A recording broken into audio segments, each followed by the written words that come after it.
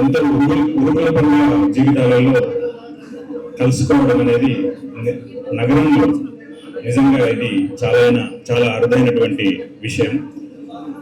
గతంలో గ్రామీణ ప్రాంతాలలో వనవాసాలు వనభోజాలు కానీ వెళ్తుండే, ఆ విధంగానే హైదరాబాద్కు వచ్చిన నగరంలో ఇంత బిజీ లైఫ్లో వీళ్ళందరినీ ఒకే వేదిక మీదకి తీసుకొచ్చినందుకు దిల్షుక్ నగర్ మున్నూరు కాపు సంక్షేమ సంఘానికి ప్రత్యేక కృతజ్ఞతలు. అవకాశం ఇచ్చినందుకు మరీ చొరవ తీసుకుని అంటున్నాను కాదు, కానీ ఒక చిన్నది చర్చిస్తారని నాదొక విన్నపం. ప్రతిసారి అంటే ఈ నిర్వహణకు ఆర్థిక ఇబ్బందులు ఎదురవుతున్న క్రమంలో సరే వాళ్ళు ఎంత తలా ఎంతో చేసుకొని చేస్తున్నాను.